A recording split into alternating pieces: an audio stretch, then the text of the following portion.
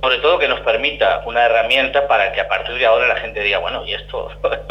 ¿Y esto cómo se sigue, no? Importante decirle, Luis, a la gente que tienes tú en tu poder el PDF con toda la presentación, porque aquí se van a incorporar muchos elementos de información, que a lo mejor son en media hora, es mucha información, pero que ahí van a tener para poder buscar y para poder informarse, o bueno, quien tenga curiosidad por saber un poco más de esto. Sí, lo vamos a dejar en el video que vamos a hacer. En el video va a estar el texto del perfecto. PDF. Vale, perfecto.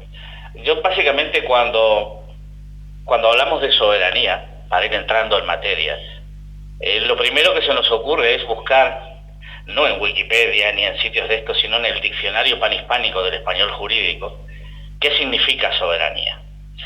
Y os voy a leer textualmente lo que pone. Dice, soberanía, poder supremo e ilimitado, tradicionalmente atribuido a la nación,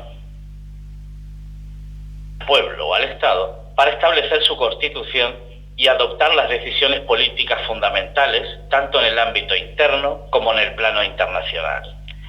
Y agrega como ejemplo la Constitución Española de 1978, establece que la soberanía nacional reside en el pueblo español, del que emanan los poderes del Estado. Este concepto, así transmitido, no es igual en nuestra Constitución en Uruguay, después hablaremos de eso más adelante, pero lo que está diciendo es que la soberanía siempre reside en el pueblo, porque el pueblo es, a través del voto, cada 5 años, está emitiendo o trasladando el poder a ese Estado-nación, que se llama gobierno, y eso es así como funciona lo del contrato social. Ya iremos luego desgranando un poquito los conceptos. Pero tenemos que... El derecho, que es el que nos rige actualmente en el mundo, proviene de la ley natural. Y aquí sí que es importante decir, bueno, pero ¿y qué es ley natural? Yo lo recuerdo en primer año de carrera, solamente existía una materia, que era derecho natural, y luego se tocaba como algo aleatorio, y después aparecía en el cuarto año de carrera de derecho natural nuevamente, como una materia aislada, como algo ahí perdido, y no había más referencias. Lógicamente, bueno, luego después me pongo a investigar, porque no es lo mismo aprender, que es lo que se aprende tristemente en la carrera de Derecho, se aprende mucho de procedimientos, pero se sabe muy poco de leyes. Entonces, es importante saber qué es la ley natural. Y para que la gente lo pueda entender de un modo muy simple y fácil, diríamos que la ley natural es el sentido innato de justicia que reside en cada uno de nosotros y que nos recuerda que es más importante poner lo que es correcto a las reglas, lo que es justo a las leyes, porque las leyes cambian y lo que es justo permanece para siempre. Se trata de principios universales, eternos e inmutables. A lo largo de la historia de la humanidad siempre son estos. Es para que se entienda bien la diferencia entre lo que es legítimo y lo que es legal. Son dos conceptos muy diferentes. Pero normalmente tendríamos que abordar, para que se pueda entender, porque claro, la gente dice, bueno, ¿y si en la realidad esto qué es? Bueno, pues la percepción de la realidad es básicamente el punto neurálgico. Porque, a nosotros se nos incorporan, tanto en la carrera como en la práctica diaria, por cualquier tema que tengamos, con un vecino, un litigio por un campo, lo que fuese. Existen muchos dogmas que no se han comprobado, pero que sin embargo son verdades absolutas. Entonces, es importante tener claro que indicios no son pruebas. Por lo tanto, no deberíamos aceptar creencias impuestas, porque nosotros podemos tener otros sistemas de creencias. Entonces, palabras tan fuertes y tan importantes como soberanía, libertad, no deben de tener muchas acepciones, ¿no?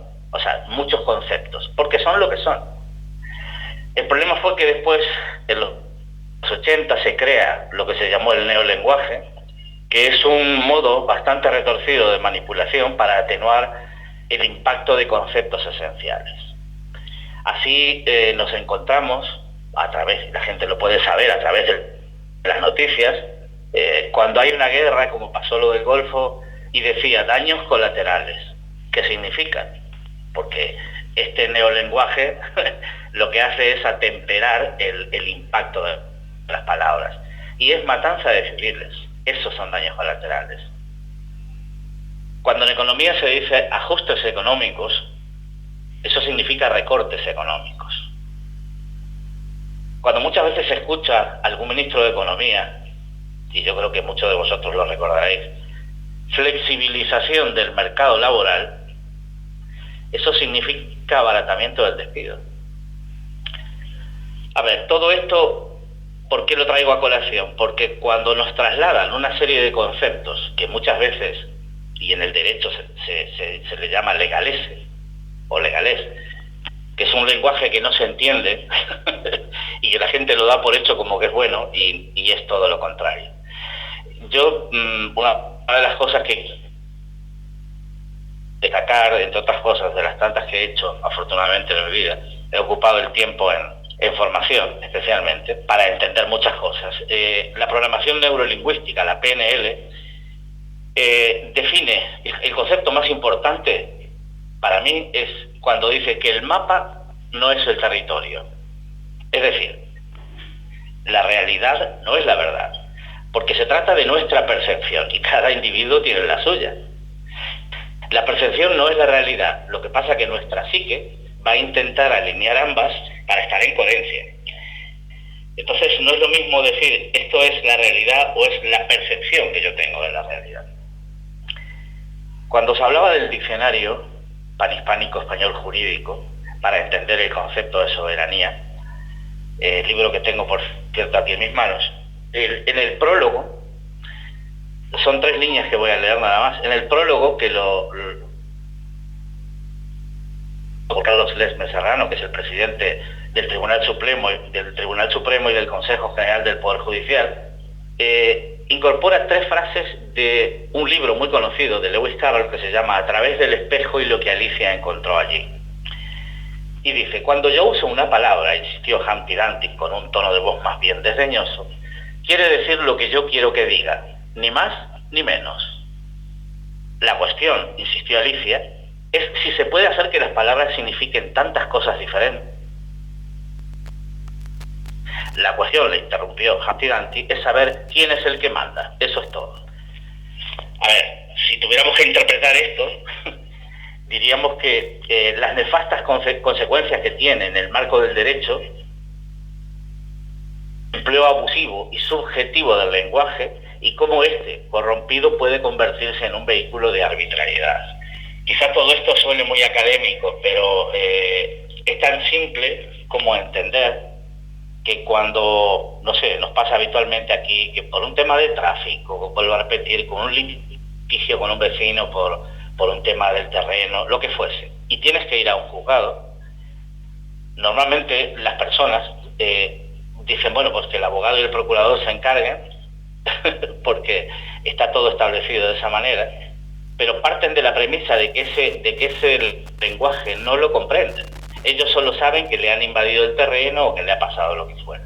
Entonces, sí que es importante que vayamos conociendo estas cosas, porque a lo largo de nuestra vida inevitablemente vamos a tener siempre un más o un menos con otras cosas. Y, bueno, cómo dirigirnos o por dónde dirigirnos es importante. Yo diría que si miramos a través de la historia, esto va a ser muy rápido, para ir entendiendo los conceptos, cómo ha ido derivando la ley natural, que fue, digamos, la primera expresión jurídica de la dignidad humana, como lo decía Marco Antonio Cicerón, hace muchísimos años, que bueno, eso también está en discusión ahora. La historia nos la han reescrito en la Edad Media, parece ser que tiene un velo que no deja pasar a nadie. Digamos que fueron creándose a lo largo de la historia, en la época de Mesopotamia, hace más o menos unos 4.400 años, se creó el código Hammurabi, aquel código que decía ojo por ojo, diente por diente. Urukagina, que fue el que se autoproclamó el rey de Lagash, por la gracia de Dios, creó ese código que fue bastante extenso. Después viene Grecia, siglo VII a.C., Dracón de Tesalia, que fue un legislador ateniense que ocupó el cargo de arconte, que en aquel momento se llamaban gobernantes, y con sus leyes castigaba casi todos los delitos con la pena de muerte. Esos eran los códigos que hemos tenido a lo largo de la humanidad. Pero aquí viene uno de los más importantes y es el que nos traslada hasta nuestros días. Y aquí es lo grave. En Roma, Justiniano I, que fue emperador romano allá por el 527-565 después de Cristo, estableció un código jurídico más extenso que ni siquiera fue superado por las leyes romanas, aquellas de las 12 tablas. Él se proclamó emperador por inspiración divina. El hecho es que este código justiniano es el que se extiende hasta nuestros días. Hoy, en pleno siglo XXI, seguimos teniendo un código romano. Todas las normas y reglamentos que nos rigen hoy en la actualidad, lo que se llama el derecho positivo. Aquí hay muchas cosas. Estos códigos, podríamos decir que sí, que a lo mejor en su día tenían su que ver, pero a lo largo del paso del tiempo prácticamente no tiene mucho sentido. ¿Cómo fue la transición? ¿Cómo fue la transformación de la sociedad? Tenemos, por ejemplo, la civilización griega, ¿no? Aristóteles funda la democracia, demos, que significa pueblo, y kratos, en griego, que significa poder, ¿no? El poder del pueblo. Pero esto fue más que nada un maquillaje. En las elecciones solo participaban los aristócratas y quedaban fuera los pobres, los artesanos, las mujeres y por supuesto los niños. Entonces, el pueblo jamás gobernó. Después viene la sociedad romana y establece dos tipos de ciudadanos: los ciudadanos y los no ciudadanos. Los ciudadanos eran los senadores, los administradores del imperio, los nobilitas, que eran los patricios, y los plebeyos enriquecidos, y la plebe, que eran los clientes. Y los no ciudadanos, que eran los esclavos y libertos. Esa fue la sociedad romana. Crearon tres poderes: legislativo, ejecutivo y judicial. Entonces, esto está claro. Si seguimos en siglo XXI con estas mismas premisas, seguimos funcionando con los mismos preceptos romanos, la única diferencia es, de aquella época hasta ahora, es que los estados-nación cada vez más reducen considerablemente las libertades individuales y colectivas de los pueblos, sustentadas por el pacto social, que en su día se llamó contrato social. Esto viene de la época de Francia, ¿no? De Luis XIV, que fue el rey, uno de los precursores del contrato social. Esto se utiliza básicamente en el ámbito del derecho, la sociología y las ciencias políticas, cuando se refieren a un acuerdo que tiene lugar en el seno de un grupo de individuos, por ejemplo la sociedad. El concepto supone que la totalidad de los miembros está a favor de lo convenido, aceptando someterse a las normas comunes y reconociendo la existencia de una autoridad que regula el orden.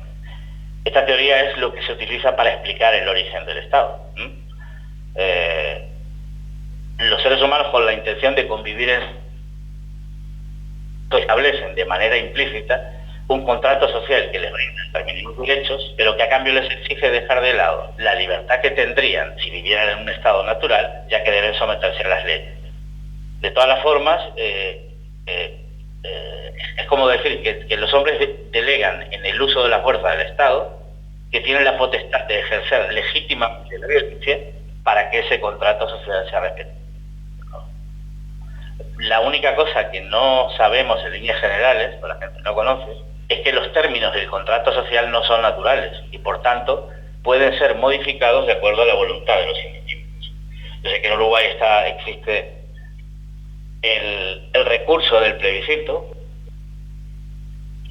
que se ha utilizado para distintas cosas a lo largo de los últimos años, y también podría ser para utilizar este.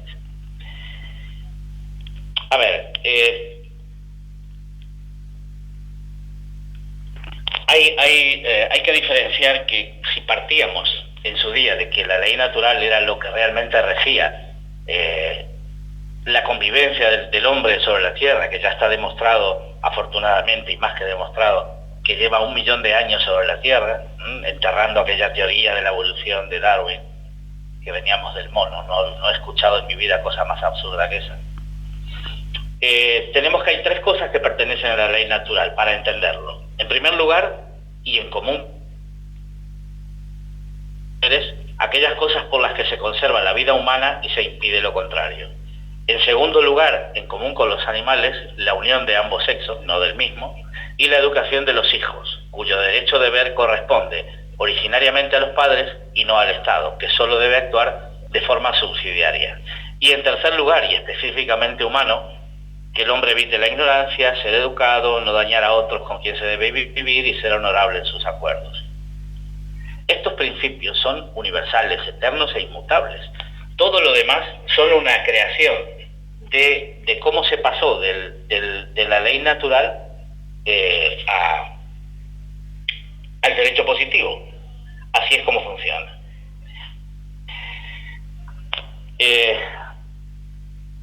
Vamos a ver. No sé cómo continuar para no enredarme más. Digamos que en la antigua Roma, hasta la aparición del positivismo, o sea, del derecho positivo, era pacíficamente aceptada la ley natural como principio y fundamento del orden jurídico, porque derecho y justicia significaban lo mismo en Roma. El derecho subjetivo o positivo es posterior, aparece a partir del siglo XIV, no porque antes no se conocieran los poderes o facultades jurídicas, sino porque no se lo llamaba ius, que significa derecho, sino potestas o facultas, o sea, potestades o facultades. De acuerdo al proceso histórico que siguió después, hubo una desviación del derecho, entendido como lo justo, hacia la ley, entendida como la ordenación racional al bien común. Pero hay que tener en cuenta que la ley natural es la primera ordenación de la razón al bien, de la que se derivan todas las leyes positivas, que solamente son válidas, y esto es importantísimo recalcarlo, en tanto guarden conformidad con la... Al contrario, no son leyes, sino corruptio legis, como se dice en latín, corrupción de la ley. Es todo lo contrario de lo que tenemos en la actualidad. En la actualidad lo que tenemos son muchas leyes, se cambian permanentemente las normas, ahora se modifica el decreto tal, se modifica el artículo tal de la Constitución, se modifica esto, y al final termina uno diciendo, bueno, ¿y a qué me tengo que atener?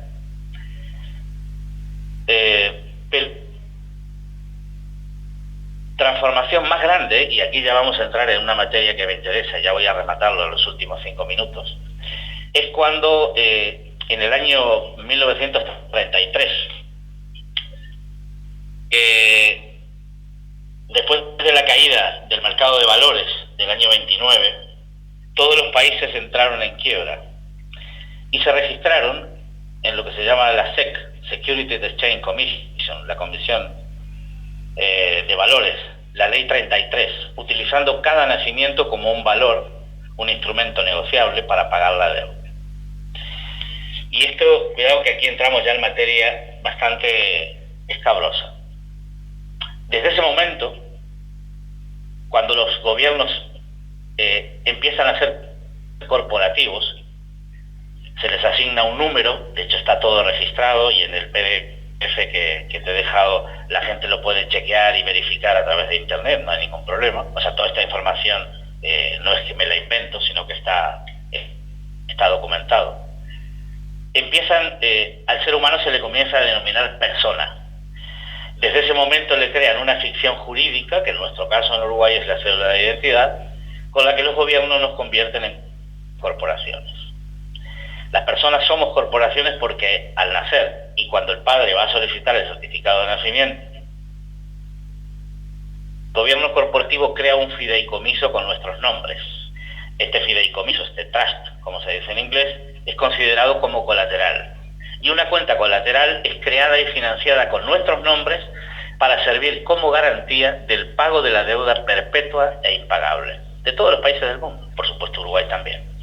Nosotros basta mirar la cédula de identidad, nuestros nombres están en mayúsculas, eso significa corporación. Si uno mira la web del gobierno de Uruguay, te pone que los nombres se ponen la primera letra con mayúscula y el resto con minúscula, sí, pero la cédula de identidad no está así. Entonces, ¿cómo nos integramos nosotros en esa corporación? A través del certificado de nacimiento. Somos registrados voluntariamente, por supuesto, el día de nuestro nacimiento, como valor para cotizar en bolsa, y así permitir a los estados en bancarrota seguir emitiendo deuda perpetua para mantener una esclavitud legal y voluntaria a base de tributos, control fiscal y derecho estatutario. Esa es la realidad. Sé que esto para un domingo a la mañana es bastante fuerte, pero la gente tiene que saberlo. Entonces, lo que hay que saber es que desde el año 2013, desde marzo de 2013, ese trust que se llamaba Estados Unidos de América, que era la corporación que englobaba 193 países, menos Rusia, China, Irán, Irak y Libia, los gobiernos dejaron de existir de derecho, o sea, de jure, y existen de facto por la fuerza de los hechos. Registrados en una agencia federal extranjera que emite dinero fiduciario, ese fue el dinero que creó Nixon cuando en el año 71 pasó del dinero a estar respaldado por oro a estar simplemente por la confianza que deposita la gente en los gobiernos y en el sistema. Ese dinero estamos obligados a usarlo y obliga a todos los hombres y mujeres libres a convertirse en generadores de deuda. Esto yo creo que daría para más de una reflexión. Pero ahora vamos otra vez al diccionario panhispánico del español jurídico para entender qué significa persona. Y muchas veces, y esto sí lo quiero decir, y nos pasa aquí habitualmente, y también nos va a pasar ahí, cuando vemos una escritura, una hipoteca, y dice, no, la casa es mía, mi pregunta siempre es, ¿dice propietario o dice titular? Persona, según el diccionario panhispánico del español jurídico. Sujeto de derecho, susceptible de ser titular de derechos y de contraer obligaciones. Muy bien. Titular. Persona a la que están atribuidos determinados derechos o que está habilitada para ejercerlos. Entonces, siempre nos pasa aquí con el del derecho bancario, que es a lo que me estoy dedicando aquí, con distintos despachos de abogados, es cuando vemos una escritura de propiedad y viene fulano de tal, titular de, pero titular, ahora acabamos de ver lo que significa. Titular no significa ser propietario. Entonces, estamos con el tema del lenguaje. Aquí, este idioma, el legalese, nos está volviendo locos, ¿no? Porque al final lo que creemos que es nuestro no lo es. Yo, por ejemplo, el otro día fui a pasar la ITV del coche, ¿no? La inspección técnica de vehículos. Y cuando miro el documento pone titular, no dice que soy el propietario. O sea, por tanto, el coche no es mío. Luis Miguel, o sea, Luis Miguel, es el usufructo, Luis Miguel, nada más. Luis Miguel, me parece apasionante el tema, te invito a cortarlo por aquí y lo seguimos en otra oportunidad porque es apasionante y sorprendente e innovador. ¿Te parece bien? Por supuesto que sí, un gran saludo, que tengáis buen domingo y cualquier... Bueno, muchísimas gracias por tu aporte, un abrazo grande. Un abrazo grande. Chao, chao.